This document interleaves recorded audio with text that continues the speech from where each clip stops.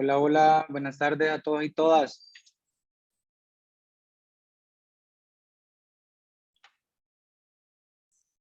Oli, le Disculpe, escuchamos fuerte y claro, doctor. gracias, muy amable. Eh, Bien, buenas tardes nuevamente a todas las personas que se están conectando. Disculpen ahí el problema técnico que hubo con la confusión en cuanto a los enlaces. Ya ahorita solo estamos esperando que el doctor Alan Izaguirre, quien va a ser el que nos va a impartir, a complementar el webinar del día de hoy, se conecte y damos por iniciado lo que es el webinar. Ya ahorita se está conectando el doctor, solo esperemos un minuto más o menos.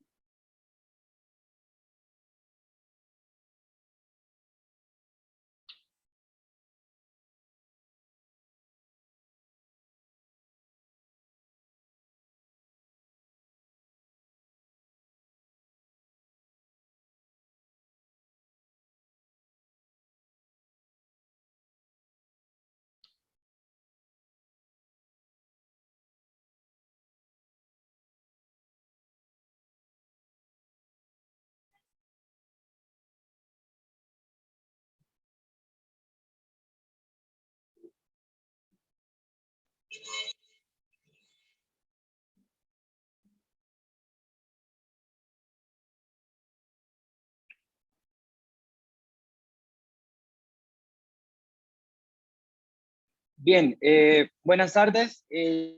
Ya inició ya se conectó lo que es el doctor Alan Izaguirre, el cual él es doctor en medicina y cirugía, graduado de la Autónoma, Universidad Nacional Autónoma de Honduras. También cuenta con un máster internacional en VIH y SIDA y de parte de la Universidad Rey Juan Carlos de Madrid, España. Y pues él es el actual director o jefe del Servicio de Atención Integral del Hospital General Santa Teresa. Y pues, sin más preámbulo, doctor, le cedo la palabra para que usted pueda impartirnos el tema de hoy, que es actualización en VIH y discusión de un caso clínico. Recuerden también que pueden realizar sus preguntas durante la exposición del doctor. Yo voy a estar haciendo breves intervenciones para poder ir notificando al doctor de cada una de las interrogantes que se vayan desarrollando y que también podamos tener un lapso de 10 a 15 minutos al final de la charla del doctor para que ustedes también puedan hacer cada una de sus preguntas. Con ustedes el doctor Alan Izaguirre. Le cedo la palabra, doctor. Gracias y bienvenido. Hola, muy buenas tardes a todos. Bueno, en primer lugar, muy agradecido por la oportunidad.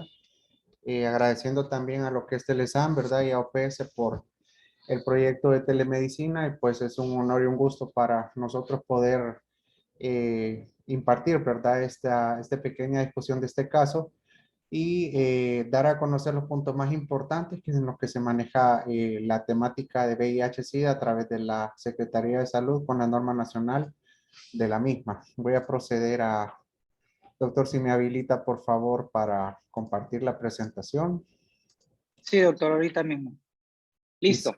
hay alguna duda o alguna pregunta, ¿verdad? Con toda confianza y todo lo que podamos, ¿verdad? Responder, pues a la orden. Ok, solo me confirman si se ve la pantalla. Sí se puede ver, doctor. Ok, entonces, bueno, bienvenidos a todos, ¿verdad? Y gracias por tomarse el tiempo. Vamos a comenzar hablando de lo que es la discusión de un caso, ¿verdad? De un paciente seropositivo por VIH.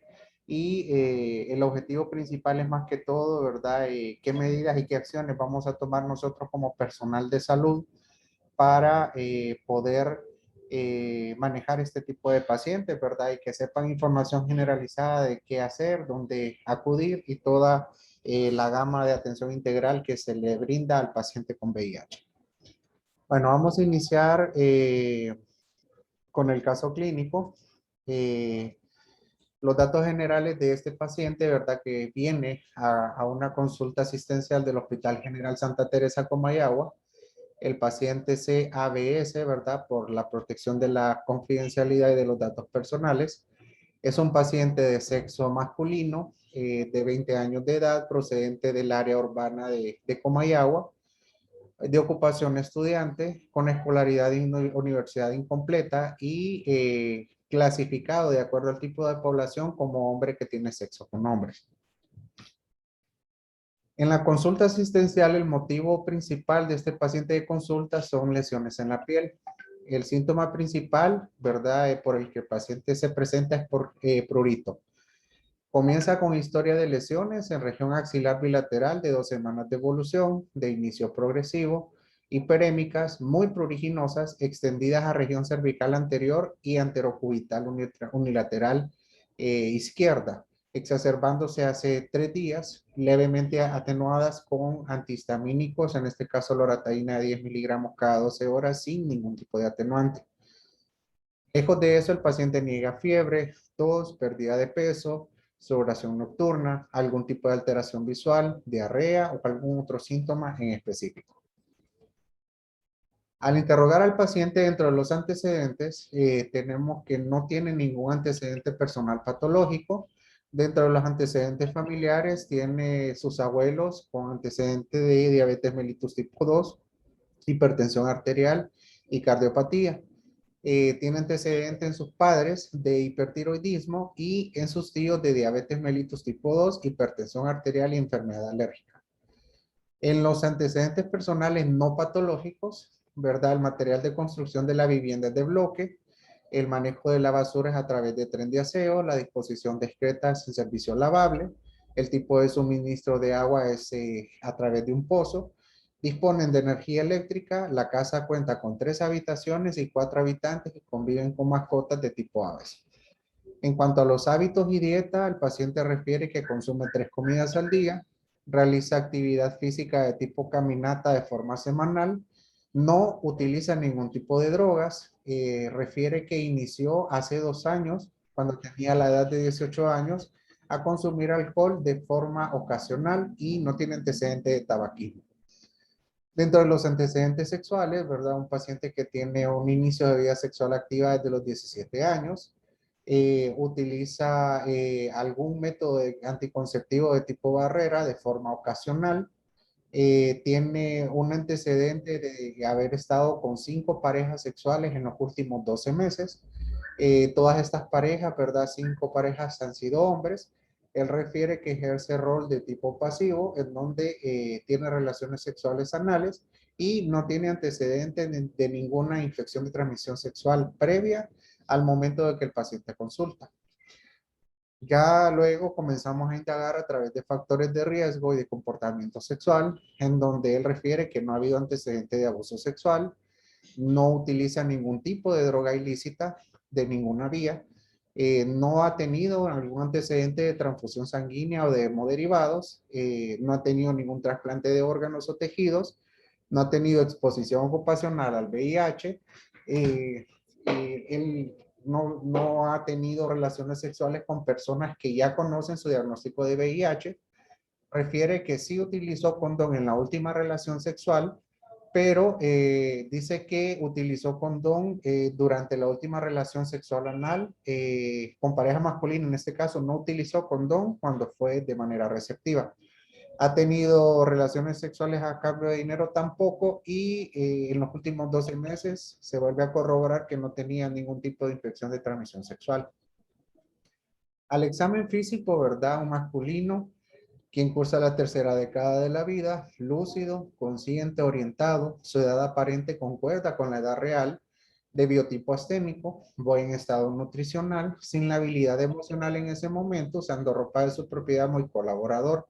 Los signos vitales, ¿verdad? Estable, presión arterial 110/70, frecuencia cardíaca y pulso 66 latidos por minuto, 16 respiraciones por minuto de frecuencia respiratoria, afebril y saturando 98%.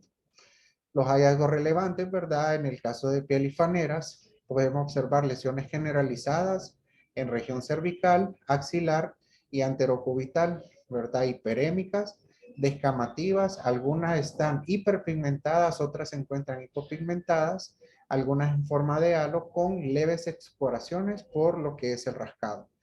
Al realizar también el examen físico integral, se encuentra la presencia de linfadenopatías inguinales de predominio derecho.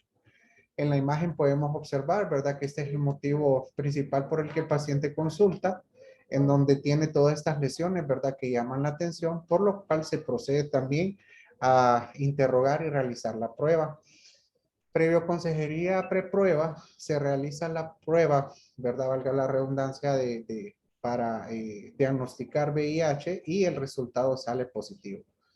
Cabe mencionar, ¿verdad? Y que nosotros, de acuerdo a las pruebas que están certificadas por parte de la Secretaría de Salud, utilizamos la prueba de tamizaje, en este caso la marca Determine para HIV tipo 1 y 2, que detecta anticuerpos, y lo que es la OraQuick, ¿verdad? Que es otra prueba confirmatoria que es más sensible y más específica, pero que según el algoritmo diagnóstico se tiene que terminar de confirmar a través del proceso de que el paciente inicia con esta positividad en las pruebas.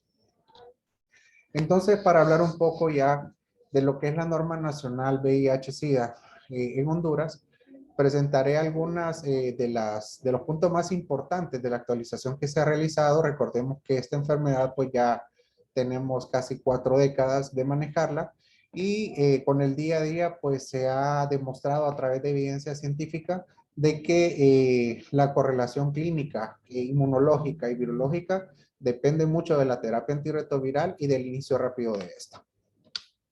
Solamente para que lo sepan, a nivel nacional, actualmente tenemos 61 servicios de atención integral, ¿verdad? En todo el país, que están distribuidos en distintos establecimientos de salud, de los cuales pues tienen la misma función, ¿verdad? Una vez que el paciente se diagnostica, se vincula para el inicio de la terapia antirretroviral. El servicio de atención integral, ¿verdad? Como su nombre lo indica, es integral porque el paciente una vez que se vincula, se realiza interconsulta a través de odontología, manejo por psicología, química y farmacia, laboratorio, trabajo social, nutrición, consejería y dependiendo del caso en el que el paciente se presente o el espacio en el que se presente, servicios especializados como medicina interna, ginecología obstetricia, pediatría, cirugía, dermatología, oftalmología, entre otros. Vaya sacando la parte para que nos vayan. Aquí solamente para, sobre todo, hacer una mención de lo que es el informe estadístico, ¿verdad? Estos son datos con la fuente de la Unidad de Vigilancia de la Salud de la Secretaría de Salud. Hasta el mes de julio del año 2021 se han reportado un total de casos acumulados de 39.312. Y como podemos observar, ¿verdad? El incremento y el decremento de los mismos ha sido a través de todas las situaciones que hemos vivido junto a la pandemia. Y pues la temática se ha manejado igual, las estrategias han seguido iguales, pero se busca fortalecer para la detección de nuevos casos. Es importante mencionar, ¿verdad? Que de acuerdo a la clasificación epidemiológica, nos interesa más diagnosticar los pacientes en etapa asintomática para preservar mayor mente lo que es el sistema inmunológico. Una vez realizado lo que es la vinculación de los pacientes, quiero presentarles nada más datos que tenemos de la cohorte activa del Hospital General Santa Teresa, Comayagua. Hasta el mes de agosto del 2021, ¿verdad? Teníamos un total de 291 pacientes que están ya vinculados y que están en terapia antirretroviral. Y aquí solamente sacamos, ¿verdad? Las características sociodemográficas para distribuirlos y observamos de que el 30%, es decir, 88 de estos 291 se encuentran entre rangos de edad entre 41 a 50 años. El promedio de edad es de 42 años y el rango de edad tenemos pacientes con edad mínima de 15 años y pacientes con edad máxima de 81 años. Predomina en esta cohorte el género masculino en un 52.9% y el 91.4% de todos estos pacientes están en esquema de primera línea de terapia antirretroviral. Aquí solamente para hacer un dato a nivel regional, ¿verdad? Esta fue la incidencia de los casos que tuvimos positivos desde el 2019 y observamos, ¿verdad? Que en el 2020 disminuyó la casuística por lo de la pandemia, pero para 2021 hasta agosto llevamos un total de 17 casos que ya están diagnosticados, confirmados y ya están vinculados al inicio de terapia antirretroviral. Aquí solamente para que puedan observar, ¿verdad? Que el total de estos 291 pacientes tenemos una distribución de acuerdo al municipio. De los 21 municipios de Comayagua, es importante mencionar que 151 de todo ese total de 291 pertenecen a municipio de Comayagua específicamente, seguido del municipio de Ciguatepeque, donde tenemos 29 pacientes, y el tercer municipio con mayor frecuencia es la Villa de San Antonio, con 15 pacientes. Es importante mencionar que tenemos pacientes que están con procedencia de otros departamentos y municipios del país, pero que han decidido retirar o vincularse al site de Comayagua, por ejemplo, pacientes de La Paz, de Intibucá, Santa Bárbara, Cortés Lloro, incluso Francisco Morazán. Algo muy importante que nos llamó la atención al momento de realizar la caracterización de estos pacientes es que encontramos de que el 82.1% de toda esta cohorte, es decir, de estos 291, 239 pacientes son población general. Esto recae en la importancia, ¿verdad?, de que debemos dejar de pensar en que VIH es una enfermedad vinculada a población clave. El objetivo meta tiene que ser tamizar población general, parejas heterosexuales para poder realizar la prueba, porque si bien es cierto, tal vez en esta corte se observa de que solo el 14.1%, es decir, 41 de estos pacientes pertenecen a población de hombres que tienen sexo con hombres, una menor frecuencia a los privados de libertad, garífunas, embarazadas e incluso solo tenemos un paciente trans. Aquí sería interesante, ¿verdad? Una vez a final de año, que la Secretaría de Salud, cuando tenga los consolidados, distribuir toda la población a nivel nacional, ¿verdad? Pero sí predomina siempre el tipo de población general. Aquí solamente quiero evidenciar, ¿verdad? De que de ese total de 291 pacientes, tenemos una supresión viral, es decir, que 240 de estos pacientes, equivalente al 88.5%, se encuentran con una carga viral plasmática menor de 1000 copias. Están prácticamente no detectables o indetectables, lo que contribuye, ¿verdad?, que tengan una mejora en la calidad de vida. Solamente para definir la definición de caso, perdón, de VIH, ¿verdad? Recordemos que es un espectro de trastornos que van desde la infección primaria, tanto por un síndrome retroviral agudo por VIH o sin él, pasando por la infección asintomática hasta la enfermedad avanzada caracterizada por la presencia de infecciones oportunistas e incluso neoplasias. Un caso de VIH es toda persona con diagnóstico confirmado de la infección mediante pruebas de laboratorio. Recordemos que el paciente puede tener toda la clínica específica, pero mientras yo no tenga una prueba de laboratorio de tamizaje y confirmada de acuerdo al protocolo de la Secretaría de Salud, yo no puedo hablar todavía de un caso de VIH, sino que lo manejo como un caso posible. Dentro de la clasificación epidemiológica, ¿verdad? Para la Secretaría de Salud tenemos los casos asintomáticos, ¿verdad? Que entran dentro de la categoría A, los casos que ya debutan con algún tipo de infección avanzada por VIH, esto se lo voy a explicar en las tablas de clasificación de OMS y de CDC, están dentro de infección avanzada por VIH y tenemos ya los casos en etapa SIDA, que ya son la infección avanzada, ¿verdad? Que vienen con presencia de algunas infecciones oportunistas. Caso asintomático de VIH o categoría A se define como un paciente que tiene una prueba de anticuerpos o una prueba virológica positiva con ausencia de signos o síntomas de la enfermedad en estadio 2, 3 o 4 de la OMS o categoría B o C de la clasificación de CDC. Este debería de ser el objetivo principal en diagnosticar, porque los pacientes que vienen, ¿verdad?, de forma asintomática tienen una mejor calidad de vida y una mayor preservación del sistema inmunológico. Casos de infección avanzada por VIH son pacientes que tienen criterios clínicos y criterios inmunológicos. Dentro de este, el criterio clínico es un diagnóstico clínico presuntivo de cualquier afección, ya sea en la clase 2 o 3 de la clasificación de OMS, o criterios inmunológicos siempre que haya un conteo de CD4 menor a 350. La categoría ya C o etapa SIDA, ¿verdad? Ya se considera un estadio 4 de la OMS o una categoría A3 o B3 y C de la clasificación de CDC con cualquier recuento o un primer recuento que tenga un conteo menor de 200 células por milímetro cúbico. En cuanto a la cadena de transmisión, recordemos de que la gente, ¿verdad? Es el virus de inmunodeficiencia humana. Tenemos dos tipos, el tipo 1 y tipo 2. El tipo 1 es el que prevalece en el país. El reservorio, ¿verdad? Es el humano. Por ende, recordemos de que hay muchas todavía líneas de estigma en donde hay personas que hasta tienen el temor de que si un zancudo o un mosquito pica un paciente seropositivo, esta persona puede quedar positiva también. Entonces debemos de aprender a manejar la información tal y lo que es de acuerdo a la evidencia científica. En cuanto a la parte de exposición, ¿verdad? El vehículo de salida del virus es a través del semen, como ya lo sabemos, secreciones vaginales o sangre. Es importante mencionar que sí es una enfermedad que se ha ligado mucho al aspecto sexual en vista de que más del 80% de casos positivos han sido por transmisión sexual. Pero sí hay casos importantes, ¿verdad? Como transfusiones sanguíneas o uso compartido de jeringas. Tenemos también accidentes laborales, entre otras causas que son menos comunes a través, por ejemplo, de la vía del parto, donde se puede también realizar una positividad de la prueba.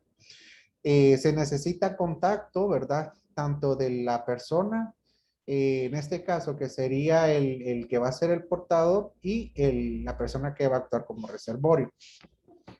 Luego tenemos que la puerta de entrada es a través de piel y mucosas y lógicamente el huésped único es el humano, ¿verdad? Entonces esto es importante mencionarlo porque de repente hay que saber por medio de qué no se transmite el VIH. Y eso es importante porque incluso la mayoría de casos de estigma y discriminación se da a través del mismo personal de salud. VIH es una enfermedad que no se transmite ni por ningún tipo de secreción, ¿verdad? Orina, lágrimas, sudor, por la saliva, por el uso compartido de algún tipo de actividad o incluso, ¿verdad? Lo que les mencionaba, la parte de picaduras de insectos o de mosquitos, etcétera. Solamente para recordar algo muy breve, ¿verdad? El virus del VIH pertenece a la familia Retroviridae, a la subfamilia Lentivirus, ¿verdad? Y esta característica de la subfamilia lo hace que sea un virus, ¿verdad? Potencialmente productor, ¿verdad? O estimulador para ciertos tipos de cáncer. Recordemos que la célula blanco que ataca o que afecta el VIH son los linfocitos TCD4 principalmente, pero también puede afectar algunas otras células como los macrófagos o incluso los linfocitos TCD8. Es el causante principal del síndrome de inmunodeficiencia adquirida y tiene la particularidad de que su genética o su genoma es de tipo ARN. Esto solamente para recordar, ¿verdad?, cómo actúa el virus una vez que necesita al linfocito TCD4 para fusionarse. Luego hace todo el proceso de decapsidación y retrotranscripción. Una vez que cambia el material genético, se integra, comienza a realizar la transcripción y reactivación de la replicación para producir nuevamente ya lo que es un ensamblaje y maduración de otros linfocitos CD4 para multiplicar sus copias. Y en base a esto, ¿verdad? Es que está la fisiopatología de la terapia antirretroviral. Entonces, actualmente tenemos múltiples familias, ¿verdad? Y con el progreso del tiempo tenemos múltiples terapias, ¿verdad? Ya no solamente están los inhibidores nucleósidos de la transcriptasa inversa y los no nucleósidos, así como los inhibidores de proteasa, sino que tenemos otros más específicos, ¿verdad? Como los inhibidores de integrasa, que dentro de este entra el dolutegravir, que es uno de los medicamentos más potentes, tiene la principal característica de tener una alta barrera genética, por lo que disminuye la probabilidad de resistencia del VIH a la terapia antirretroviral. Tenemos otro tipo de inhibidores como los del CXCR4 y el CCR5. Incluso no los tenemos en el país, pero sí es importante conocerlos porque son líneas de tratamiento en países de primer mundo. En cuanto al tipo de exposición, se ha determinado un rango estimado y vean qué interesante, ¿verdad?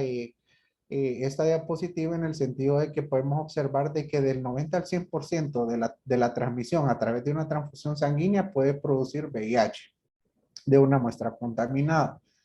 Se ha encontrado en la literatura que si hay recepción anal con eyaculación, hay un riesgo entre el 0.8 al 3%, con un rango entre 1 al 15% incluso de infectarse por VIH, y este riesgo disminuye al no haber eyaculación, ¿verdad? Siempre y cuando no haya protección a través de un método de barrera. Si podemos observar también, la recepción vaginal con eyaculación es del 0.1 al 0.2%, y sin eyaculación disminuye al 0.05 al 0.08. A través de la penetración vaginal, el rango estimado es del 0.3% al 0.9%. Este riesgo, ¿verdad?, aumenta si la penetración es de forma anal, hasta el 0.1%. Es interesante ver también de que sí hay un riesgo a través del sexo o la práctica de sexo oral entre el 0.04 e incluso hasta el 0.8%, siempre y cuando haya un factor de transmisibilidad, ¿verdad? Como por ejemplo alguna lesión en cavidad oral, algún tipo de lesión a través de las encías, algún tipo de patología odontológica que pueda llevar a un cambio inflamatorio y ser esa la puerta de entrada.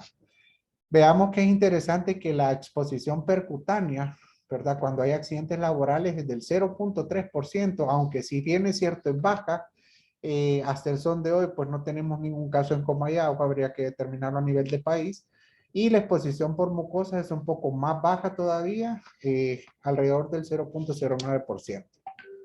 Aquí solamente para indicar la historia natural de la enfermedad, en donde es importante mencionar que la etapa de VIH, ¿verdad? De acuerdo a su clasificación de la historia natural, puede tener la duración de hasta 10 años. Una persona puede ser asintomática o incluso ser portadora hasta por 10 o más años. Algunos reportes de casos han mencionado personas que tienen hasta 14 o 16 años, pero recordemos que una vez que la persona se diagnostica, ¿verdad?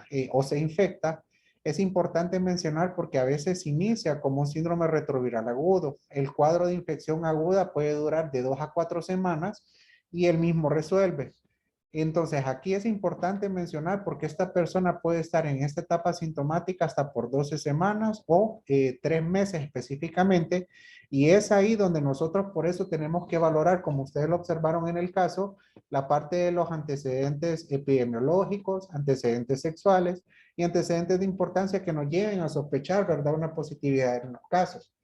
En este sentido, es importante mencionarlo porque cuando nosotros realizamos una prueba a partir de la infección, esta persona puede ser negativa, entonces tenemos realmente un resultado falso negativo. Es por eso que el protocolo de la Secretaría de Salud siempre indica que le demos el seguimiento al paciente desde el momento del contacto, de la exposición. Ahí es donde entra la consejería basada en riesgo, y posteriormente esta persona se da un seguimiento al mes, a los 3 meses, a los 6 meses, incluso hasta el año, para poder descartar una infección o el desarrollo de los mismos anticuerpos. Posteriormente, si en la historia natural este paciente sigue infectado, entonces entra ya en lo que es una etapa prácticamente crónica. Aquí ya la positividad de la prueba pues se evidencia. El paciente incluso puede permanecer asintomático durante todo este tiempo y a veces puede presentar cuadros de infección crónica. Hay pacientes que pueden estar hasta 10 años de forma asintomática, pero una vez, ¿verdad? La línea morada representa el progreso del conteo de linfocitos CD4 y como podemos observar, entre mayor tiempo y más crónico hay un deterioro progresivo hasta que empieza el sistema inmunológico a disminuirse, y aquí es donde entra ya la etapa SIDA, donde hay un deterioro progresivo e incluso la muerte. La persona puede estar en etapa SIDA en un rango de 2 a 3 años, hay literatura que menciona hasta 5 años, pero el principal objetivo como personal de salud es que nosotros lleguemos a evitar la etapa SIDA y la etapa de infección avanzada para poder darle una buena calidad de vida a los pacientes con VIH. Aquí solamente una forma de esquematizar lo que estaba explicando, ¿verdad? Al momento de la primoinfección o al momento en que el paciente tiene el contacto con el virus, y podemos observar, ¿verdad?, que esta primera línea indica el conteo del linfocito CD4 y la línea que viene acá implica lo que es la modulación de la carga viral. Entonces, dentro de las 3 etapas está la primoinfección. Posteriormente, hay una fase de replicación crónica. Incluso la literatura menciona que hay una producción diaria de 10 hasta 10 a la 10 viriones, ¿verdad? En los que va afectando de forma progresiva el sistema inmunológico para llegar específicamente a la etapa SIDA. Esto también es un cuadro similar en donde aquí hace una relación, ¿verdad? Recordemos que la cantidad de carga viral es inversamente proporcional al conteo del linfocito CD4. A mayor cantidad de linfocitos CD4, menor carga viral y viceversa. Si un paciente se presenta, ¿verdad? Con una etapa avanzada en una carga viral elevada, lógicamente va a tener una disminución, ¿verdad? De lo que es su conteo del linfocito CD4. Recordemos que esta es una epidemia concentrada en población clave, específicamente población garífuna, privados de libertad, trabajadoras sexuales, mujeres trans e incluso hombres que tienen sexo con hombre. Que sea una epidemia concentrada no quiere decir que vamos a dejar de lado a la población general. Esta es la clasificación, ¿verdad? Que les mencionaba, clínico-inmunológica de la infección por VIH del Centro de Control de Infecciones de los Estados Unidos, en donde clasifican al paciente en las 3 categorías que mencionaba en el principio de la presentación, categoría A, B y C. Cuando es categoría A, cuando es un paciente asintomático, ¿verdad? Cuando un paciente que tiene una linfadenopatía persistente o una persona que tiene un síndrome retroviral agudo. Para el caso del paciente que se presentó, ¿verdad? Lo consideraríamos como una categoría B en el sentido de que presentó, ¿verdad? Una tinea corporis o una lesión, ¿verdad? Micótica a nivel de piel, ya como un signo de enfermedad avanzada, incluso su conteo de linfocitos de CD4 fue entre 200 a 500, como lo vamos a ver posteriormente. Es importante agregar en esta categoría pacientes que presentan aftas orales, candidiasis orofaringia, y muchas veces es importante hacer una buena evaluación clínica porque el examen físico, recordemos, nos va a dar prácticamente el 80% del diagnóstico. Entonces, si hacemos un buen examen físico, podemos incluso tener la alta sospecha, ¿verdad? Y poder realizar la prueba de forma dirigida. Hay pacientes en categoría B que tienen también infecciones por herpes zóster, incluso son recurrentes, o pacientes que tienen una enfermedad inflamatoria pélvica complicada, hasta pueden llegar a abscesos tubováricos, y entre otros. Luego tenemos la categoría C, que ya son todos los pacientes en etapa SIDA que tienen un conteo CD4 menor de 200 y que debutan en la enfermedad con infección oportunista. Recordemos que es importante, ¿verdad? Tener un diagnóstico diferencial a COVID. Siempre la tuberculosis, no todo, ¿verdad? Fiebre, pérdida de peso y sudoración nocturna se puede asociar a COVID, pero sí es importante que manejemos la clínica. Hay pacientes que debutan también en esta categoría, como por ejemplo personas que tienen pacientes femeninas con carcinoma de cervix, pero lo más frecuente que vemos, ¿verdad? Son todo paciente que tiene menos de 200 o menos de 100 CD4 puede debutar con tuberculosis, infecciones por hongos como histoplasmosis o criptococosis e incluso, ¿verdad? Toxoplasmosis específicamente. Por eso debemos de ser específicos e incluso hay pacientes que ya llegan a la etapa C y ya debutan con un síndrome de desgaste o caquexia. Aquí solamente para mostrarles la clasificación clínico-inmunológica de acuerdo al conteo del linfocito CD4, cómo nosotros categorizamos al paciente. Si es un paciente en categoría A, es un paciente que tiene, ¿verdad?, infección asintomática por VIH, pero que tiene un conteo entre 200 a 499 mayor de 500. Si está en el rango mayor de 500, yo lo clasifico como categoría A, en este caso 1. Si tiene entre 200 a 499 células, yo lo clasifico como A2, lo mismo la categoría B. Por eso, si ustedes recuerdan al principio cuando yo mencionaba, ya etapa SIDA ya es cuando hay síntomas severos, pero esta persona independientemente tenga más de 500, cosa que suele pasar o que es raro, pero si se clasifica como categoría C, ya se clasifica como una etapa SIDA. A eso se refería la diapositiva, cuando dice categoría C tipo 1, C tipo 2, C tipo 3 o incluso categoría A3 o B3.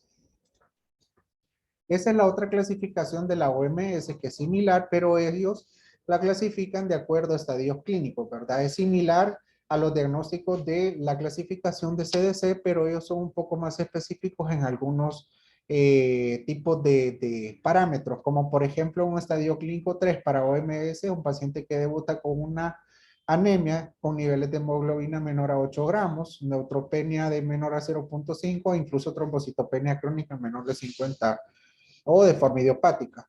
Ya el estadio 4, ellos ya incluyen neumonía por neumocistis Girovechi o algún tipo de infección crónica por herpes simple, ya sea orolabial, genital o incluso no rectal, o tenemos algunos tipos de micosis sistémica, ¿verdad? Incluso las coccidioidomicosis que no son tan frecuentes, pero sí se pueden presentar y ahí es donde debemos de pensarlo, incluso los linfomas, ya sea cerebrales o de células B o los linfomas no Hodgkin, se pueden presentar y son pacientes que pueden debutar.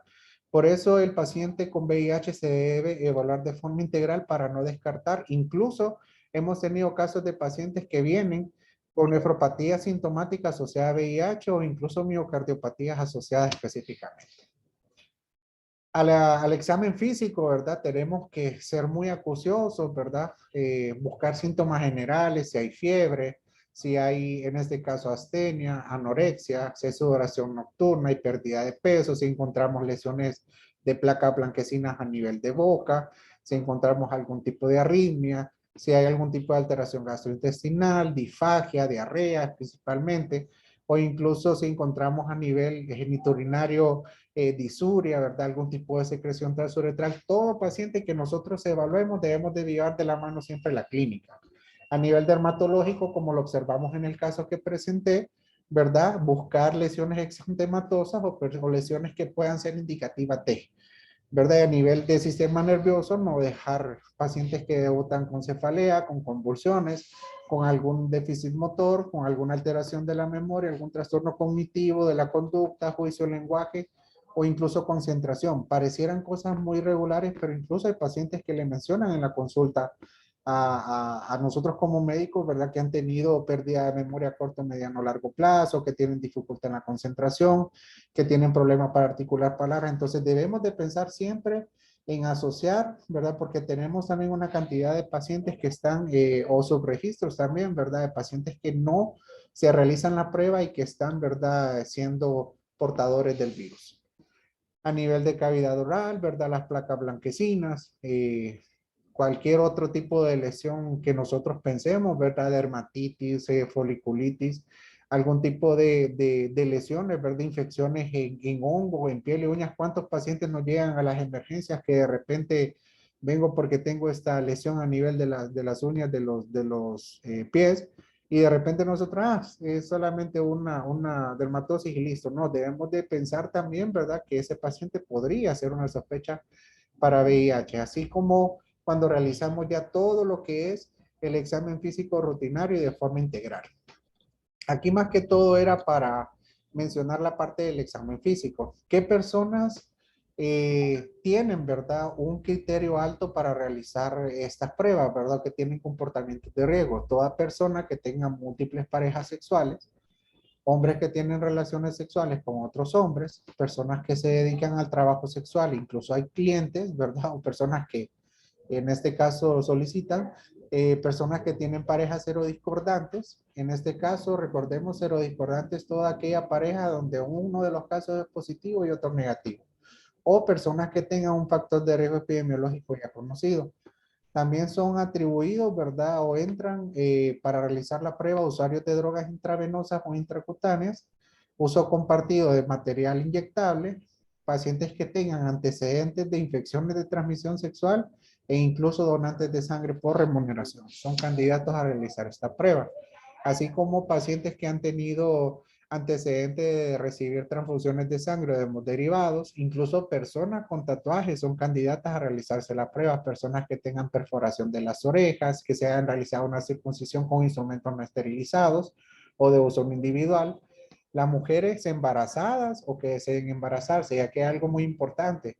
Las mujeres embarazadas, ¿verdad? En el caso se reportan positivas porque la normativa de atención materno-infantil le obliga prácticamente a realizarse su tamizaje por VIH antes de las 20 semanas y después de las 20 semanas. Es por eso que nuestra población de mujeres embarazadas siempre ha sido tamizada y por eso se detectan los casos de forma más fácil. También, ¿quiénes son candidatos a realizarse la prueba? Hijos de madres seropositivas o personas con sospecha de primoinfección. Recordemos ahorita con la parte de la pandemia, toda persona puede debutar con una primoinfección similar a COVID, como un síndrome prácticamente retroviral agudo, en donde las características clínicas son iguales y no tendríamos por qué descartar, ¿verdad? Y hemos tenido ya casos de personas que se infectaron con COVID, pero se les realizó la prueba y salieron positivos. Personas que han tenido también algún tipo de exposición, algún accidente laboral, a VIH, deben de realizarse la prueba. Incluso hay un protocolo de manejo que todos lo deben de conocer para saber qué hacer y dónde acudir. Y también se realiza la prueba a petición de la persona, ¿verdad? Aunque no tenga factores de riesgo, pero de repente suele pasar. Aquí solamente quería mostrarles el algoritmo diagnóstico de la infección por VIH. En este esquema, ¿verdad? Viene la persona o el usuario, se realiza la primera prueba de VIH. Si esta prueba de tamizaje me sale negativa, ¿verdad? Con un resultado no reactivo, entonces yo lo reporto como negativo. Si una vez que yo realizo esta prueba me sale positiva, entonces a partir de esa prueba positiva yo realizo una segunda prueba, ¿verdad? Resultado 1 positivo y resultado 2.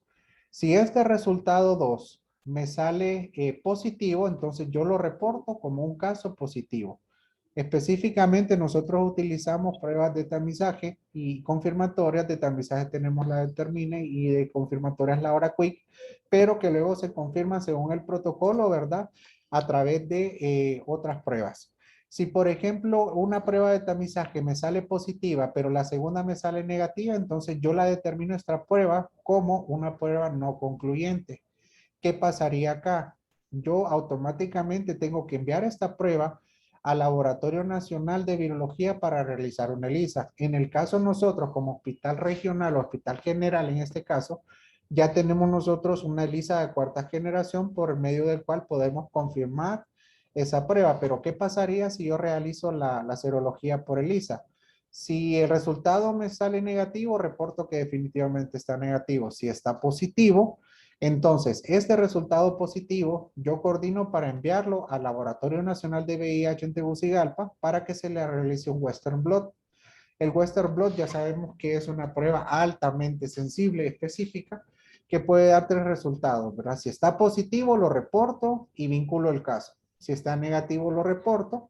Y si está indeterminado, ¿verdad? Espero, ¿verdad? Tomar una nueva muestra 30 días después y referir nuevamente el algoritmo a lo que es el Laboratorio Nacional de VIH. Si el resultado persiste, ¿verdad? Como indeterminado, entonces realizamos un seguimiento serológico a los 3, a los 6 e incluso a los 12 meses. Es por ello que yo les mencionaba de que hay pacientes, tenemos hasta un año de seguimiento porque hasta ese tiempo se puede dar lo que es la presentación de anticuerpos para VIH. Dentro de la clasificación de pruebas diagnósticas tenemos métodos indirectos y métodos directos. Los indirectos, ¿verdad? Recordemos que son todos aquellos que reconocen anticuerpo o que hay una respuesta celular inmunológica. Dentro de estas tenemos pruebas serológicas de cribado o de screening, ¿verdad? Dentro de los que les mencionaba tenemos la ELISA, tenemos técnicas de detección rápida como de aglutinación, la dot blot o incluso tenemos la inmunocromatografía capilar. Y tenemos pruebas confirmatorias como el Western Blot, fluorescencia indirecta o inmunoensayo lineal. Dentro de los tenemos aquellos que detectan virus o algún específicamente tenemos el material genético del virus a través del ARN viral o el ADN proviral. Entonces, dentro de esos tenemos la PCR y tenemos la carga viral plasmática, que si bien es cierto, la carga viral plasmática la utilizamos para hacer un conteo del número de copias de ese paciente, pero sí es un método diagnóstico también de positividad por VIH. Tenemos también cultivo viral, que realmente en el país no se realiza, y tenemos la detección de antígeno específicamente a nivel de la proteína P24. Las pruebas certificadas en Honduras, ¿verdad? Como se los mencionaba, específicamente en el hospital tenemos la Determine, ¿verdad? Que es la que ustedes pueden observar aquí a la derecha. Es una prueba rápida y esta tiene la ventaja de que podemos realizarla con toma de muestra a través de sangre total, podría ser también a través del suero, o y una vez, ¿verdad? Que aplicamos la muestra, se aplica un buffer, el cual hace que la muestra tenga una progresión y ahí nos marca, ¿verdad? En este caso, por ejemplo, es una prueba con un resultado positivo, ya que pasa primero para detectar los anticuerpos a nivel del paciente, y aquí tenemos la banda de control. Y aquí tenemos las pruebas confirmatorias, ¿verdad? Como por ejemplo la Hora Quick, pero hay otras de otras marcas como la Bioline o la Genius, ¿verdad? Que son menos frecuentes, ¿verdad? Pero la Secretaría de Salud utiliza mucho la Hora Quick. Justificaciones para repetir la prueba en caso de un resultado negativo: personas pertenecientes a grupos de población clave, parejas serodiscordantes, personas que han estado expuestas a VIH recientemente, personas con diagnóstico o tratamiento relacionado con alguna infección de transmisión sexual. Todo paciente con tuberculosis debe ser tamizado para VIH. Recordemos que tuberculosis, aunque si bien es cierto, ¿verdad? Los últimos datos de la Secretaría de Salud han reportado que es más frecuente la coinfección diabetes con tuberculosis, pero sí es importante siempre realizar un tamizaje de VIH en todo paciente que sale positivo para Mycobacterium. Pacientes ambulatorios con cuadros clínicos indicativos de infección por VIH y personas que toman profilaxis post-exposición a VIH deben de ser tamizados para prueba de VIH. Algo muy importante para la Secretaría de Salud es realizar la consejería preprueba. Recordemos que esta es una prueba de forma estrictamente voluntaria, pero para poderla realizar nosotros necesitamos una firma del consentimiento de que la persona desea realizarse la prueba. Mientras no se dé una consejería preprueba o postprueba, yo no puedo ni realizar la prueba y mucho menos dar un resultado. Esta alternancia la hemos tenido a nivel nacional porque hemos observado que hay laboratorios, incluso a nivel privado, que no realizan la consejería preprueba y mucho menos la consejería postprueba.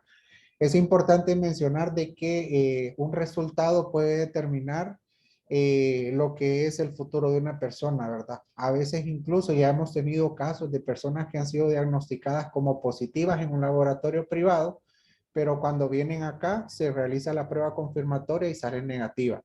Hay que siempre pensar en la parte del aspecto legal, ¿verdad? Evitarnos una demanda, porque realmente para eso están las normas, ¿verdad? Y los protocolos de seguimiento para que nosotros los sigamos al pie de la letra. Aquí solamente para mencionarles de que el esquema de tratamiento de primera línea que se está utilizando a nivel nacional es una combinación a dosis fija de un medicamento que se usa acrónimos LD. Este incluye, ¿verdad? Dolutegravir de 50 miligramos, lamivudina de 300 miligramos y tenofovir de 300 miligramos. Es una sola tableta que viene coformulada y la persona lo toma una vez al día. Tenemos otros tipos de esquema, pero solamente para que lo conozcan, ¿verdad? Que es la línea de manejo de primera línea que estamos utilizando.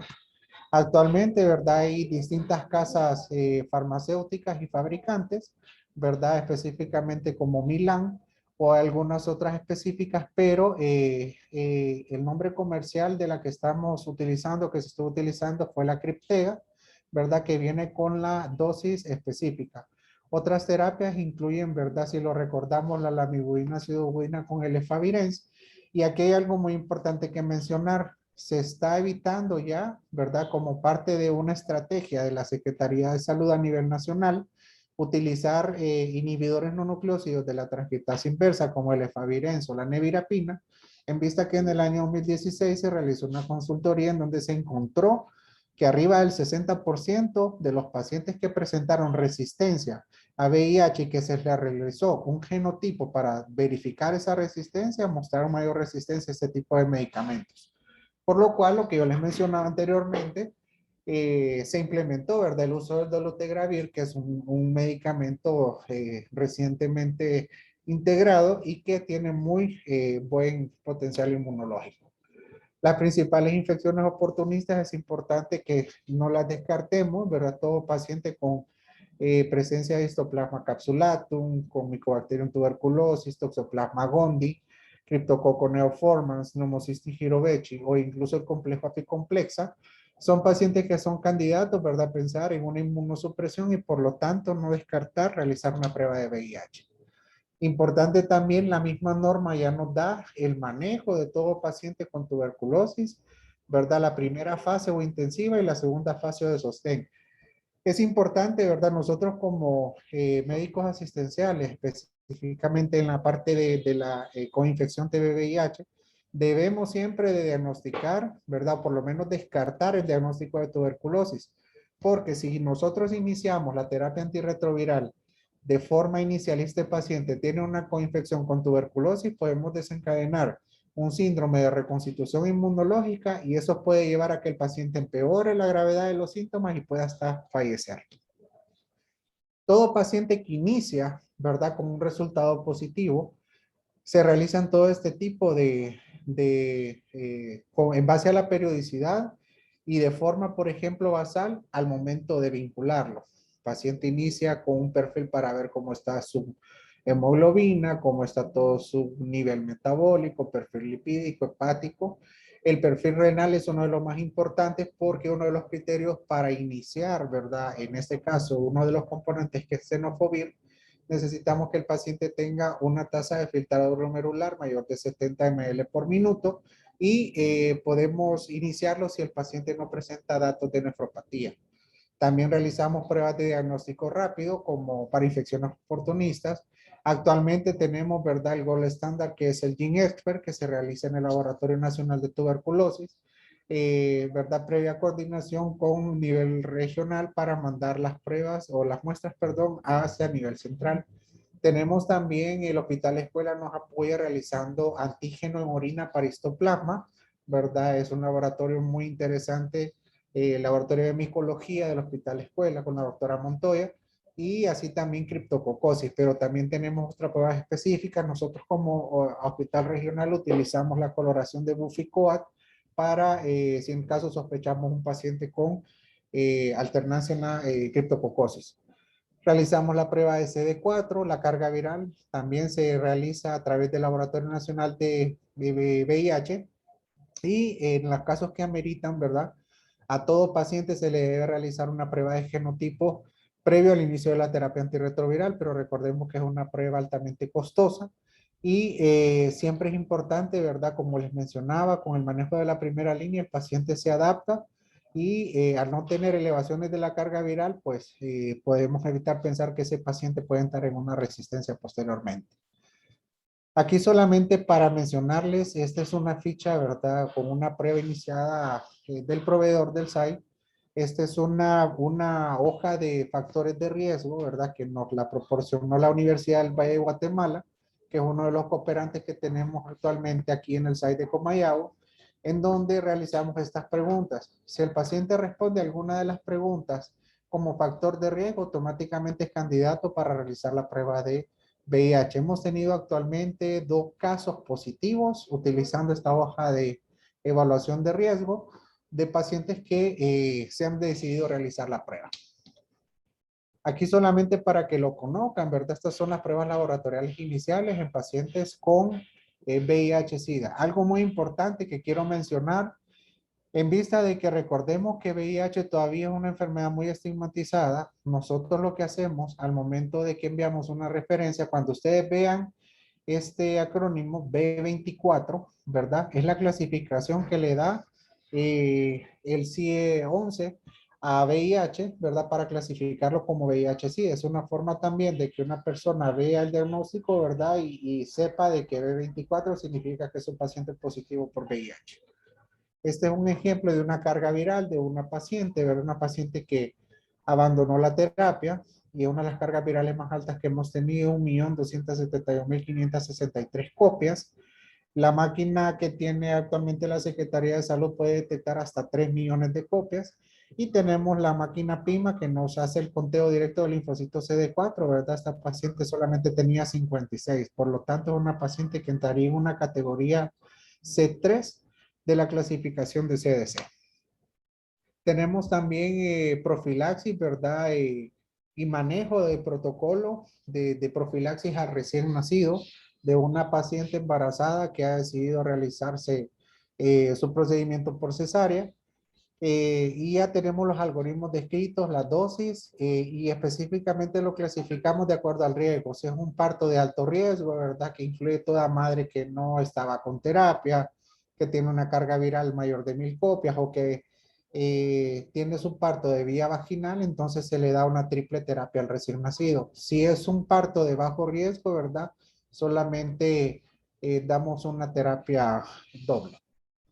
Todo paciente recién nacido, ¿verdad? Hijo de madre seropositiva, también se realiza la solicitud de examen a través de una PCR viral con la primera muestra del cordón umbilical en las primeras 72 horas. Posteriormente a este recién nacido se le da el seguimiento y se le realiza la segunda toma al primer mes de vida y luego se le realiza una tercera toma a los 6 meses de vida. Si ya incluso a los 6 meses el paciente recién nacido sale negativo, ¿verdad? Se descarta la infección, pero algunos protocolos de manejo también recomiendan que se realice una prueba a los 2 años, ¿verdad? ¿Qué hacer también en el caso de un accidente ocupacional? También la norma incluye, ¿verdad? Indica todas las medidas inmediatas que el personal de salud debe tomar.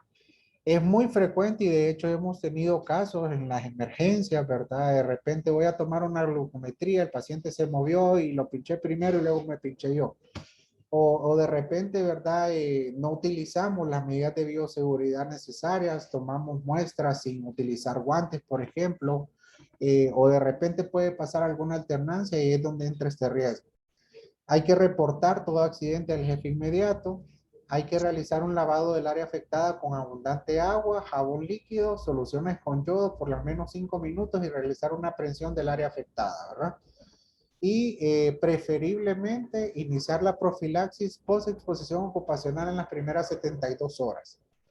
Para nosotros como Secretaría de Salud utilizamos el esquema del lopinavir-ritonavir y el esquema de la amibudina-acidobudina. Son 3 tabletas de cada 12 horas por un total de 28 días. Se inicia, ¿verdad? Esto dependiendo, antes de iniciar siempre solicitamos un hemograma. Recordemos que estos tratamientos, ¿verdad? Tienen múltiples efectos secundarios, efectos adversos, principalmente la acidobudina que puede producir anemia o incluso hay medicamentos que pueden producir alternancia a nivel de las transaminasas, alternarnos la función renal. Entonces debemos de manejar, ¿verdad? Todo este tipo de datos para poder iniciar la profilaxis. Solicitamos la serología por hepatitis B, RPR, la serología por VIH, y siempre monitoreamos los principales efectos adversos. Principalmente el lopinavir ritonavir tiene muchos efectos gastrointestinales, náusea, vómito y diarrea. Hemos tenido casos de trabajadores de la salud, médicos internos, médicos sociales, practicantes de enfermería, etcétera, que han presentado, ¿verdad? Efectos gastrointestinales, incluso deshidratación por diarrea. Y el riesgo de que una persona se haga una seroconversión, ¿verdad? Después de una exposición con aguja hueca es de 0.3%. Si bien es cierto, es un dato mínimo, pero es importante mencionar. Y por último, solamente quiero mencionar el marco legal. La norma, la temática de VIH tiene una ley especial que todos debemos de conocerla. Todo personal de salud debe conocer que existe un marco legal para VIH, ¿verdad? Es una ley que está aprobada por el Poder Legislativo, tiene 2 decretos y definitivamente debemos de conocerla. De los 54 artículos que tiene esta norma, saqué los más importantes para que ustedes lo conozcan. El artículo 28 solamente menciona que la Comisión Nacional de SIDA es la que va a establecer los mecanismos de control y registros apropiados para ejercer una vigilancia epidemiológica, que asegure siempre la confidencialidad de los casos positivos detectados. El artículo 32 menciona que la prueba de VIH es estrictamente voluntaria y solo puede hacerse bajo consentimiento informado en los servicios de salud previa consejería y en los casos de disposición de la autoridad competente fundamentada en la ley. Aquí entra por eso, incluso si lo vemos, es de forma ilegal que un laboratorio, independientemente sea público o privado, realice una prueba de VIH sin realizar un consentimiento informado y dar una consejería preprueba y que el paciente firme un consentimiento informado. Esto tenemos que regularlos porque recordemos de que hoy en día, ¿verdad? Desconocer la ley incluso es un delito. El artículo 47 solamente menciona que todos los pacientes, ¿verdad? Con VIH, se reconoce el Estado de Derecho de la Salud a toda persona con esta patología y que la atención médica hospitalaria, o sea pública o sea privada, se va a dar a ellos. Las personas que viven con VIH están exentas de cualquier tipo de pago, de cobro, en cualquier tipo de sistema público. El artículo 48 menciona de que la negación o restricción de la atención médica de las personas con VIH conlleva una conducta sancionable sin perjuicio de la responsabilidad administrativa, civil o penal. Entonces hay que tener mucho cuidado, ¿verdad? Porque no podemos negarle la atención a ningún paciente con VIH. También es importante mencionar en los casos de personas trabajadoras de la salud, ¿verdad? Que de repente pueden estar, se infectaron en algún momento determinado y la ley menciona de que ninguno de ellos puede negar o retardar injustificadamente prestar la atención que requiere una persona con VIH. Lo otro que también menciona esta ley es que la comprobación de seropositividad en el personal de salud, ¿verdad? Siempre y cuando se documente y se verifique que sea a través de un contacto accidental, entonces esta se va a manejar como una enfermedad ocupacional y se debe tratar como tal. Incluso hay países que han reportado, como Colombia, casos de pacientes que tuvieron un accidente laboral, incluso terminaron siendo indemnizados. Las personas trabajadoras o empleadas con VIH no están obligadas a informar sobre su condición serológica, siempre y cuando ello no implique riesgo de transmisión para otras personas. Esto es muy importante, porque la persona, ¿verdad?, trabajadora de salud o trabajadora en cualquier entidad pública o privada no está obligada a informar sobre su condición serológica, a menos que sea por algún tipo de riesgo de transmisión. Los hospitales, centros de salud, laboratorios u otros centros de atención donde se realizan las pruebas para la detección del VIH, sean estos públicos o privados, están en la obligación de brindar la consejería a las personas que soliciten la prueba de VIH. No lo digo yo, lo dice la norma, lo dice la ley de VIH, en donde podemos entrar hasta en una problemática legal si no realizamos la consejería preprueba. Otro de los artículos importantes es que la realización de pruebas de sangre para detectar VIH en las personas sin su consentimiento implica una violación al derecho de la intimidad personal. Por lo tanto, esto puede ser sancionable de acuerdo a lo establecido y lo que está prescrito en esa ley. Las o los profesionales de salud o instituciones de salud que conozcan o atiendan a personas con VIH están en la obligación de guardar confidencialidad respecto a terceros sobre la consulta, el diagnóstico y la evolución de la infección, excepto cuando se refiere a niños, en cuyo caso debe ser informados a quienes sobre ellos ejercen la patria potestad. Este artículo yo lo tomé porque nosotros hemos tenido y hemos visto malas prácticas clínicas en las emergencias. De repente llegó el paciente, sí, mira, este paciente es VIH positivo y enfrente de todos los que están en la emergencia. Entonces recordemos también, ¿verdad?, de que hay una confidencialidad que debemos resguardarla y debemos de cuidar siempre y garantizarle al paciente esa seguridad de que su diagnóstico solo sea conocido por el personal de salud. Hay un artículo que menciona, que es el 61, que quien por razón de su oficio, empleo o profesión revele o difunda sin causa justificada la situación serológica de una persona con VIH, esta persona puede ser sancionada incluso a lo establecido en el Código Penal. Entonces es importante que sepamos que si una persona difunde un diagnóstico de una persona con VIH, esta persona puede ir presa. El artículo 74 menciona también dentro de los deberes de los pacientes con VIH que toda persona en conocimiento de su seropositividad al VIH tiene la obligación de comunicarle su condición serológica a las personas con las que haya establecido, establezca o vaya a establecer relaciones sexuales, a fin de tener el consentimiento informado de la misma. Tal vez en este sentido deja mucho que desear porque no se realiza, ¿verdad? A pesar de que es una ley y la persona con VIH tiene, ¿verdad? Derecho a tener una vida sexual, pero siempre hacerlo de forma responsable y comunicarle a las personas con las que va a tener, ¿verdad? Ese tipo de acciones. El artículo 76 menciona también que toda persona que tiene, ¿verdad? Esta condición está obligada a informar su diagnóstico a todo profesional o personal de salud que lo atienda.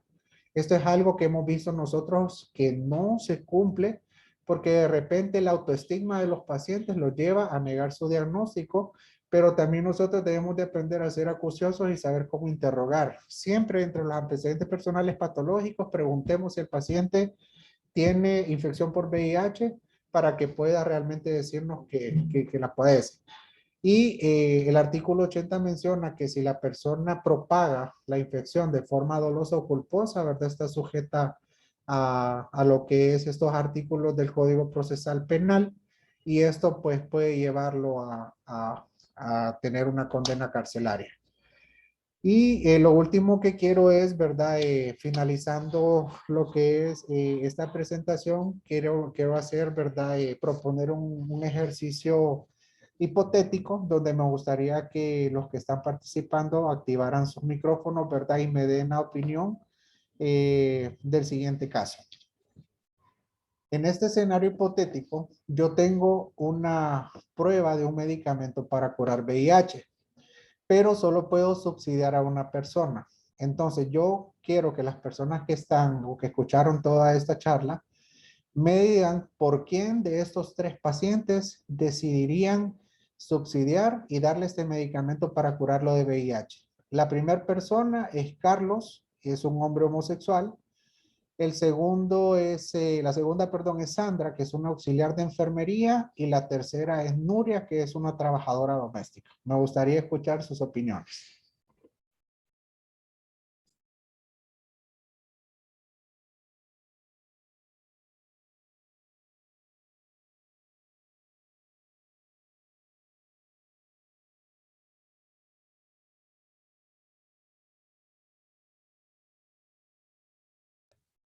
Buenas tardes. Hola, buenas tardes. Bueno, ¿qué tal? Mucho gusto. Bueno, no sé si es pregunta capciosa, ¿verdad? Porque de entrada dice prueba de medicamento para curar el VIH. Sí. La pregunta solamente es, ¿usted a quién escogería de estas 3 personas para darle este medicamento que cura el VIH, pero solo puede dárselo a uno de ellos? ¿A quién se lo daría y por qué? Escucha, está difícil. La verdad es que la auxiliar de enfermería es la que más puede haber pacientes extras y hacerle procedimientos en la que puede pincharse, aunque según los datos que dio, pues están entre 0.8, creo, si mal no recuerdo, 0.0, o sea, es mínimo el contagio que se puede dar por un pinchazo. El hombre homosexual creo que es el que más tiene riesgo de contagio y contagiar. Entonces, ¿por quién se decidiría usted para darle a subsidiar este medicamento? Los 3. Escucha. Bueno, no sé, me decidiría por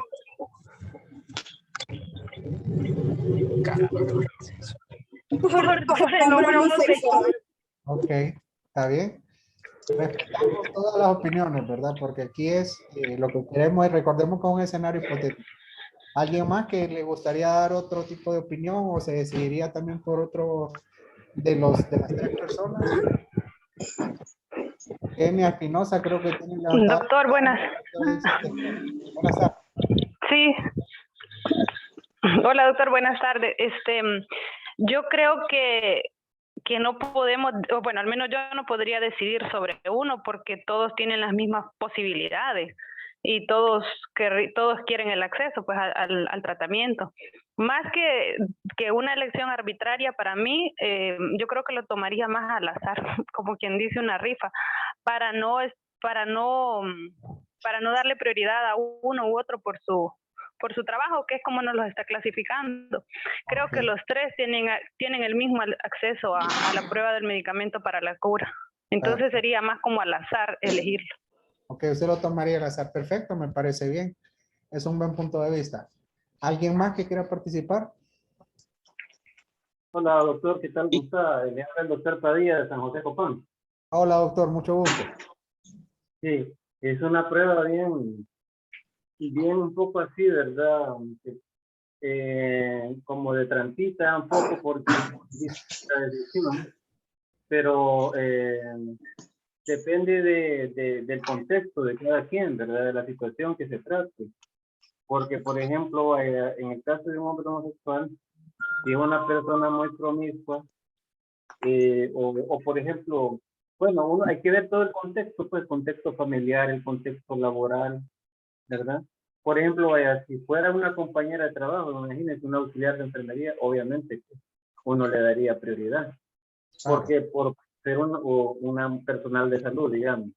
Pero habría que ver las condiciones socioeconómicas de la trabajadora doméstica versus una persona que tiene un salario, ¿verdad? Versus una persona que tal vez está en otra situación con otra clase de complicaciones. Entonces creo que ahí dependería del contexto en el que esté la persona, ¿verdad? Ok, está bien. Sí. ¿Alguien más que quiere participar? Buenas tardes, doctor. Soy la doctora Dixie del Hospital de Puerto Lempira, del SAI. Hola, doctora. Para mí, ¿cómo está? Como no dice quién tiene o no tiene el resultado de una prueba, le daría el medicamento a quien tenga su prueba determina y confirmatoria positiva. Ok, partamos de que los tres casos son positivos. Eso ya está definido. Los tres casos son positivos, pero lo que queremos ver en este escenario hipotético es, y lo que yo quiero saber es la opinión de ustedes como panel, ¿a quién decidirían darle el medicamento de estas tres personas?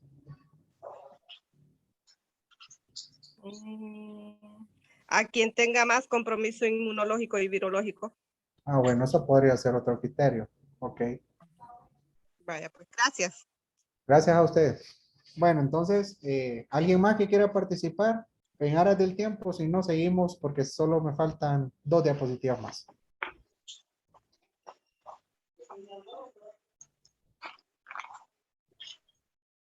Bueno, entonces, en este escenario hipotético, ya decidimos, ¿verdad? De distintas opiniones a quienes daríamos esta prueba. Ahora, voy a ampliar un poco más la información de cada una de estas personas. Primero, es importante mencionarles un poco más de la historia de los tres. Carlos es un odontólogo, es un hombre homosexual. Él se infectó por medio de un paciente en un procedimiento odontológico y dice que tiene una relación a largo plazo con Roberto, que es un farmacéutico. Sandra tiene 25 años, es una auxiliar de enfermería, se infectó sexualmente, trabaja en un bar nocturno para completar ingresos y tiene 2 niños. Y Nuria es una doméstica, esposa o madre, se infectó por medio de una transfusión sanguínea, el esposo murió de tuberculosis asociada a VIH-Sida y descubrió que era seropositiva por VIH cuando quiso casarse de nuevo y se sometió a una prueba de VIH. Vuelvo a abrir el micrófono a la pregunta. ¿Darían el mismo medicamento para curarlo? ¿Alguno de los mismos? ¿O qué opinión tienen? ¿O se quedarían desde el inicio con la primera opinión?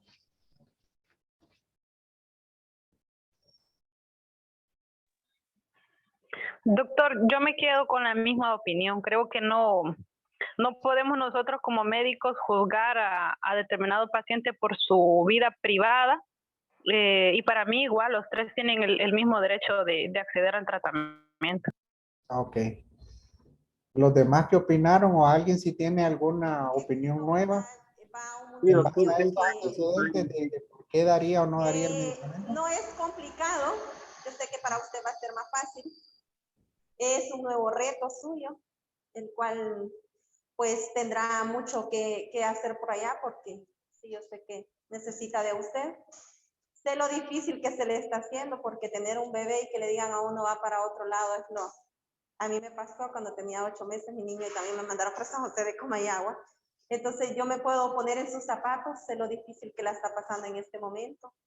Por mí, pues yo no quisiera que se vaya, yo quisiera que se quede, pero son decisiones que uno no puede, no interfiere en ellas, ¿verdad? Creo que, Pero sí desearle Si lo está mejor, que Dios la participando bendiga, que Dios la Silvia. creo que no guarde, está donde vaya a estar, participando. que abra las puertas. Solo tal vez si puedes activar su micrófono. Ah, gracias. Sí, ya ahorita. Ok. Entonces, ¿alguien más que quiera dar otra opinión para que Esto que es terminemos? solo puedo sentir su preocupación en este. Tal vez Silvia Palá nos pudiera apagar el micrófono. Gracias.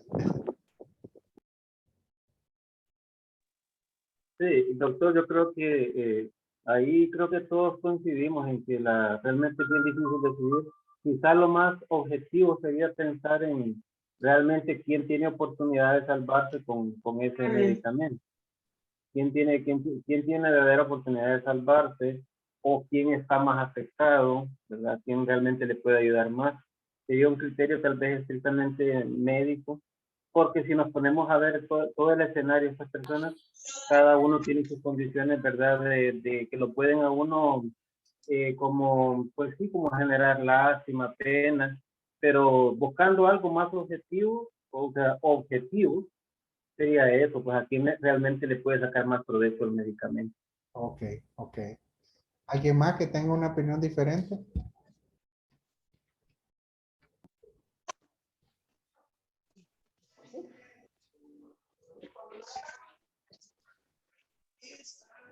Tengo apagado el audio, ¿no? ¿Ya? ¿Y va? Bien, entonces ya hemos escuchado múltiples opiniones y voy a presentar la última diapositiva. Para ampliar un poco más, Carlos ya sabemos que es odontólogo y tiene una carrera exitosa y tiene mucho dinero. Sandra, ¿verdad? Que es la auxiliar de enfermería, no tiene seguro médico, no tiene ahorros para asegurar su futuro y continúa trabajando en el bar como cajera. Y Nuria, esposa y madre, trabajadora doméstica, perdió su empleo por ser VIH positiva. La póliza de seguro del esposo le pagó $32,000 e invierte su dinero en la empresa de una hija.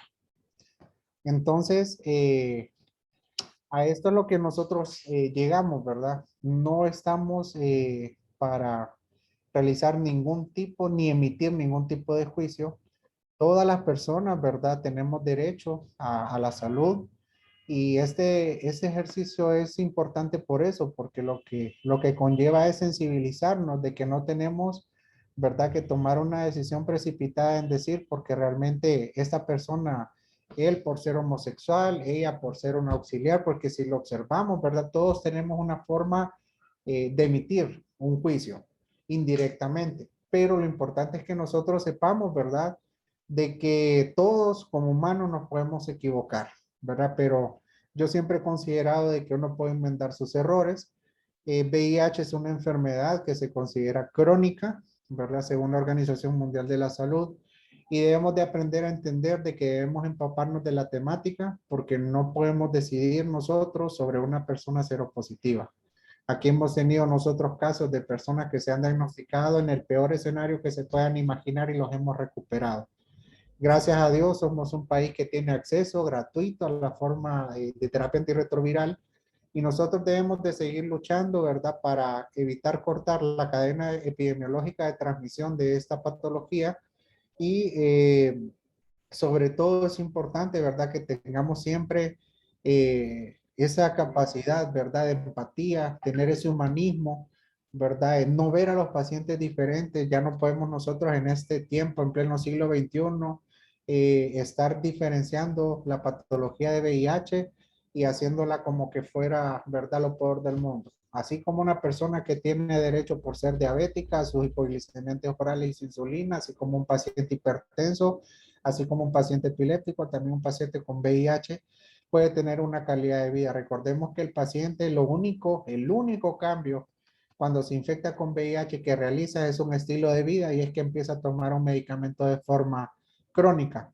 Y es importante mencionarlo también. Estos pacientes tienen una luz porque ya hay estudios de vacunas en fase 2 y 3, ¿verdad? Que están dando una probable respuesta de cura en los próximos años. Entonces ya VIH no va a ser una temática como las otras enfermedades crónicas no transmisibles. Les dejo mi contacto, mi número de teléfono, mi correo, por si tienen alguna duda. Si necesitan, yo les puedo compartir la norma nacional de VIH actualizada al año 2020. Si necesitan algún otro tipo de información referente, ¿verdad?, a las otras guías de manejo, las podemos compartir. Y sobre todo quiero agradecerles su tiempo, ¿verdad? Decirles que estamos a la orden y gracias también por su atención. Muy buenas tardes. Doctor, buenas. Sí, doctor. Tenemos dos preguntas que nos están realizando vía los chats.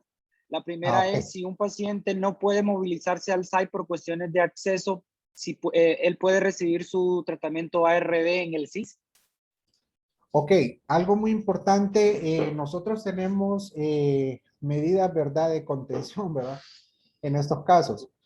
Es importante mencionar que tenemos centros integrales de salud que también tienen SAI, ¿verdad? Por ejemplo, Comayagua recientemente abrió un nuevo SAI, que es el CIS del José María Ochoa. Este centro de salud es Clínica Visit y también es SAI. Entonces, siempre se buscan los mecanismos de vinculación para poder ayudar al paciente. Por ejemplo, cuando tuvimos la parte de la pandemia, donde se cerraron carreteras y tuvimos toda esa problemática, a través de las personas que nos ayudan como cooperantes, por ejemplo, a Sonapsida, Cruz Roja, bomberos, nosotros hacíamos llegar o incluso nos movilizábamos de forma personal para la entrega de medicamentos. Entonces, uno de los objetivos de que hayan SAIS a nivel nacional, ¿verdad?, es que la persona pueda retirar su medicamento en donde más le convenga, por la cercanía, por la ubicación geográfica, y definitivamente sí se puede, ¿verdad? Nosotros a veces incluso manejamos los pacientes de forma transitoria o pacientes tránsito, le llamamos. De repente nos pasó pacientes que estaba vinculado en el hospital escuela, pero era de Comayagua, y el paciente no quiso vincularse acá en Comayagua y se vinculó en el hospital escuela y ese paciente se quedó sin medicamento, entonces él viene aquí a Comayagua a retirar el medicamento. Siempre y cuando hay una coordinación de SAI a SAI, ¿verdad? Porque nosotros llevamos un registro de la entrega de medicamentos y a veces podría pasar de que estemos dando doble entrega de medicamentos, pero si una persona no puede asistir, ¿verdad? Lo hemos hecho incluso a través de centros de salud. Por ejemplo, en municipios que nos quedan muy retirados, por ejemplo, tuvimos experiencias en municipios como Taula B o municipios como de Enciguatepeque, de repente que nos ayudaron a entregar el medicamento a través de los mismos centros de salud.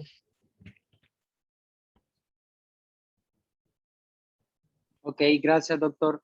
La segunda pregunta es, se acerca el Día de la Lucha contra el VIH. En algunas ocasiones es difícil que las personas se acerquen a este tipo de eventos por la estigmatización. ¿Podría usted brindarnos técnicas o ideas de cómo concientizar a la población en general? Ok, aquí me gustaría hablar un poquito, cuando vino uno de los cooperantes, ¿verdad? Y la misma Secretaría de Salud tiene una estrategia que se llama notificación asistida de contactos. Esta estrategia lo que hace es que nos ayuda a captar casos nuevos. Ya están definidos quiénes son pacientes prioritarios, quiénes son pacientes medio prioritarios, pacientes de bajo prioridad. Pero una de las formas que nosotros lo hacemos a través del caso índice, que es el caso positivo. Este caso nos da los contactos y nosotros a través de ciertas modalidades de la estrategia contactamos esos contactos, valga la redundancia, para que se realicen la prueba de VIH. Ahora, hemos hecho también, en el caso de lo que mencionan acá, ¿verdad? De que se acerca la lucha, el Día Internacional de la Lucha contra el VIH-Sida, que es el 1 de diciembre. Nosotros lo que hacemos, por ejemplo, nos coordinamos a nivel regional, ¿verdad? A nivel de primero, segundo nivel, junto con los centros de salud y realizamos actividades conmemorativas. Pero sí hacemos siempre, ¿verdad? Como la raíz medular de todo el evento es la oferta de la prueba de forma pública.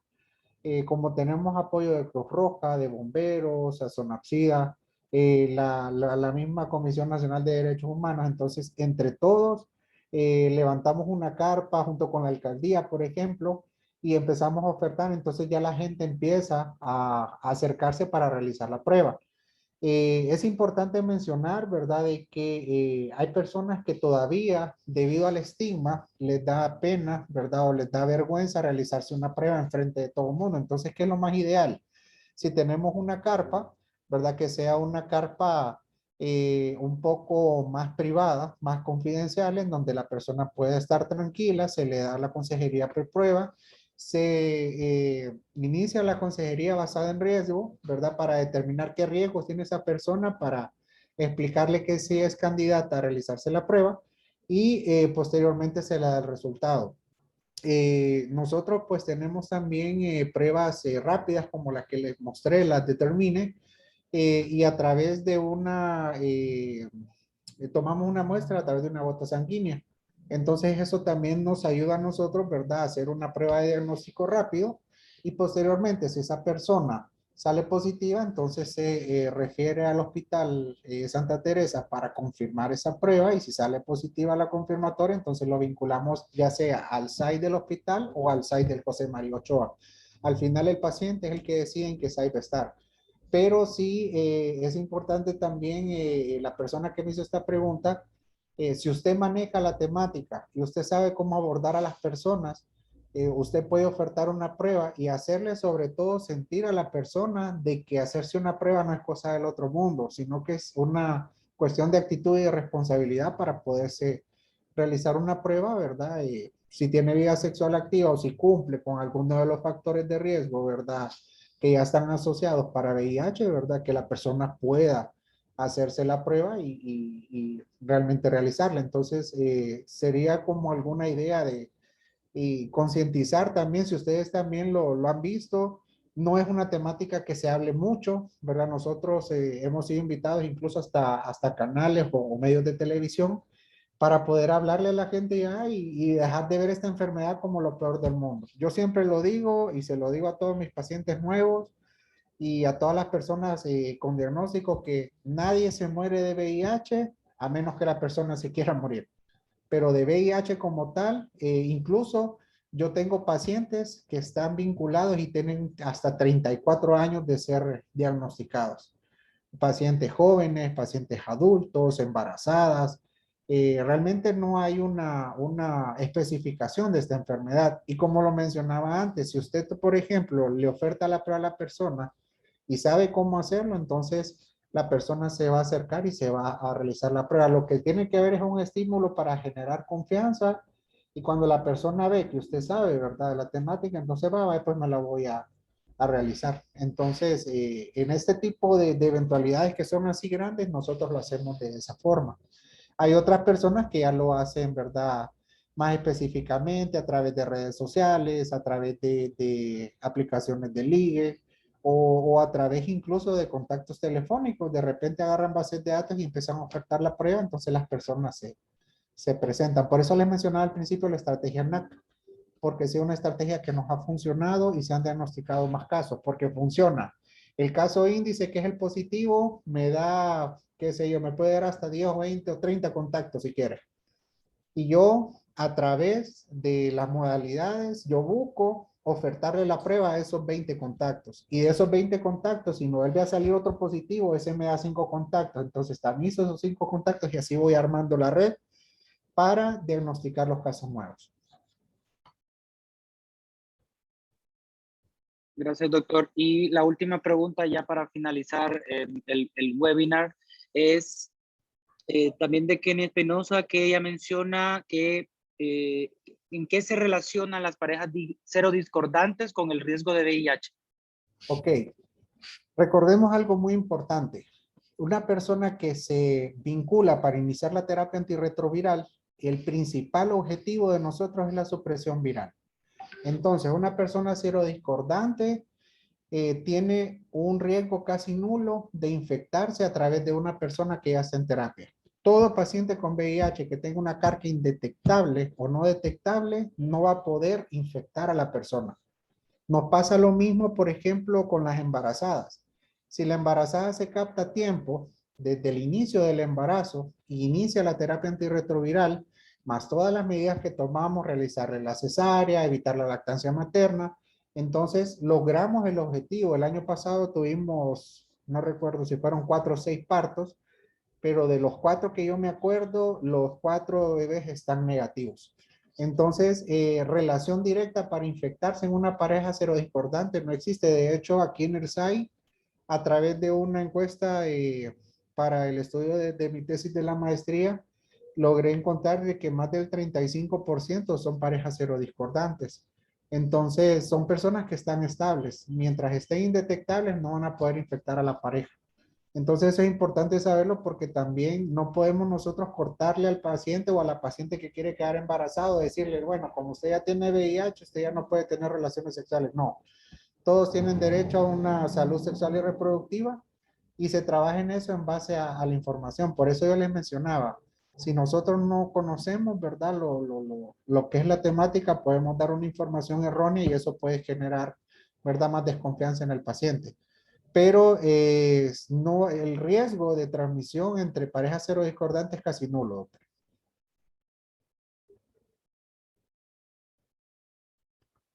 Ok, muchísimas gracias, doctor Alan, por su actualización en lo que es el manejo, diagnóstico y atención, tratamiento, estigma, discriminación en personas viviendo con VIH. Y pues con esta intervención pues terminaríamos lo que es el webinar. Agradecemos a todas las personas que participaron y las que se mantuvieron hasta el final de nuestro webinar. Esperamos contar nuevamente con su presencia y asistencia para el próximo webinar de la siguiente semana. Y pues, sin más que agregar, me despido. Gracias, doctor. Gracias a todos por asistir. Feliz tarde. Gracias a todos. Muy buenas tardes. Gracias por su tiempo. Gracias.